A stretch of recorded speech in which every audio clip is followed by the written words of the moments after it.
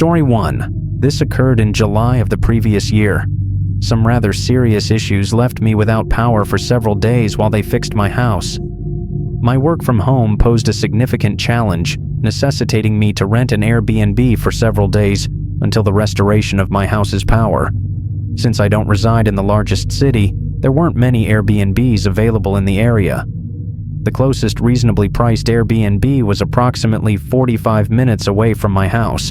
It was located in one of the city's even smaller, more isolated neighborhoods, often regarded as not the best places to live. But since I was only going to be here for a few days, the money I was saving made sense. Exhausted from everything going on in my house, I went straight inside and went to bed when I got there. I got up early in the morning and started arranging my laptop on a desk, but there was a knock at the door right before I had to go to work. Despite the fact that it wasn't my house, I contemplated opening it. However, assuming it might be the host or someone else, I stepped forward and identified the person.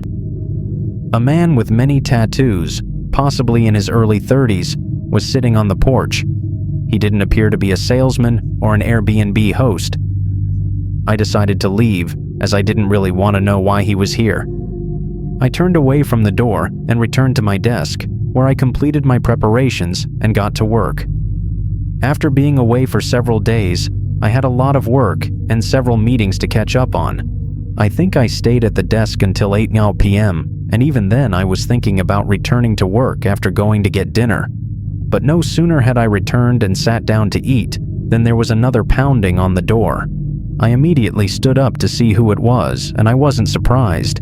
It was the same guy. This late in the day, what could he possibly want from me?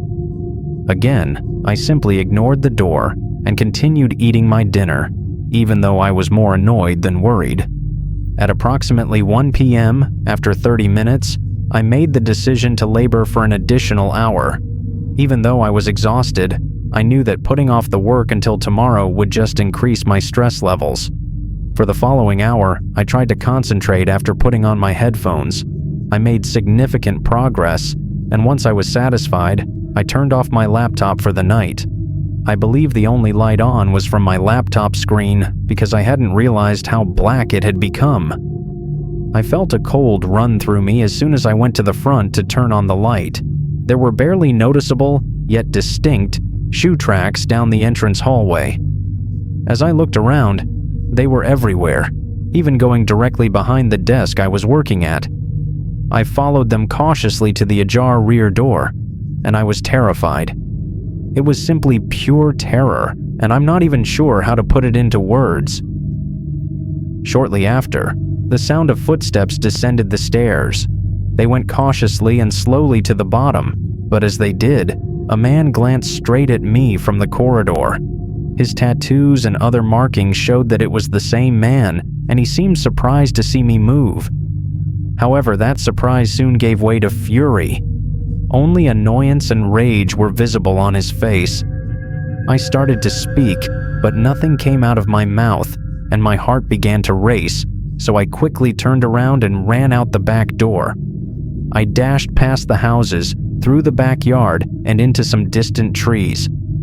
I sat behind a tree, took out my phone, and began to dial 911, but before I knew it, I heard footsteps coming my way. Fortunately, they ran out into the darkness and went past without notice, even though I didn't think they would pursue me. After contacting the police, I went back to the Airbnb and waited for them. I described the man in excellent detail, and the next day, they did in fact locate him. The tattoos I had spotted identified him, and in the days before, he had indeed broken into numerous homes and horribly injured the occupants. I'm not sure what he was going to do to me or why he initially seemed to have left me alone, but at least I know that he won't be able to harm me anymore. Story 2. In a town I had never been to before, I had reserved an Airbnb many weeks in advance. I was only going to be there for a day before heading back home to meet with a client for work. A fairly peaceful neighborhood followed the 3-hour drive as I pulled into the driveway and got out. The majority of houses were dark, and trees shaded most lawns. Really, all I could see was a human crossing the street. They were rather low, and nothing seemed particularly unusual, but I couldn't help but feel uneasy about it. I got up and opened the door. Then I entered and took a seat. It was a rather ordinary house with nothing particularly noteworthy about it, but it served my purposes well. I toured the building before arriving at the front door to retrieve my other bag from my car. But as soon as I got onto the porch, I saw a figure standing in the street. It was the same individual I'd seen strolling a short while ago, but they had stopped. All they were doing was standing in the street, facing the Airbnb. They observed me and turned to leave as I made my way toward my car. While I was out there, I watched them closely, growing skeptical of whatever it was. Still, they appeared to simply keep moving on, strolling along the road. I double-checked everything by walking back inside before opening the garage and bringing my car inside. I went outdoors several times over the course of the following few hours to see if that gentleman was still around. But I didn't see him again, so I went to bed because I had to wake up early the next morning. Although I woke up a few times during the night, I had a fairly excellent night's sleep until my alarm went off at 4 a.m. It was still dark outside because the sun had not set, but when I groggily got up in bed, I noticed a light shining under the bedroom door. I assumed I must have inadvertently missed a kitchen light or something, but I couldn't recall leaving any lights on. Before I could open the door after getting out of bed, I heard something on the other side. There appeared to be movement at the end of the hallway. When I opened the door, I saw that the light in the living room was on, which I realized right away that I should have turned off. Still, the sound persisted when I glanced into the living room from the hallway. In the corner, a man was going through one of my bags. He was wearing exactly the same black sweatshirt and torn-up jeans as the person I saw wandering around. I hardly had a chance to glance at him before he turned to face me. It almost seemed as though he was anticipating me. He showed no signs of surprise. He threw the bag to the floor and screamed at me to keep it. I barely had a moment to gather my thoughts before he began to walk towards me. Just before he could catch up with me, I turned and hurried back to the room, slamming the door shut. After smashing into it and attempting to kick the door down, he began fiddling with the lock on the opposite side. I had a fast thought, threw open a window, leaped out, and fled. The man had left the house by the time I managed to call the police. Of course, my baggage was gone too, and to add to the horror, the bedroom door had been opened. Who knows what might have happened if I had chosen to stay and hide in the bathroom, given that he had already picked the lock and gained entry. I hope he doesn't locate me again, because the cops seem to believe this man was after anything more than just robbing me. Story 3. I was traveling from Portland to Chicago by car. I had reservations for some lodging along the way because the trip would take over 3 days. I went for Airbnbs instead of a busy hotel so I could at least enjoy the road trip a little more, although I wasn't too picky about the locations I picked. My first Airbnb experience was in a really small town in Wyoming because the road across the state doesn't actually go through any major cities. It was probably only a mile or two in length.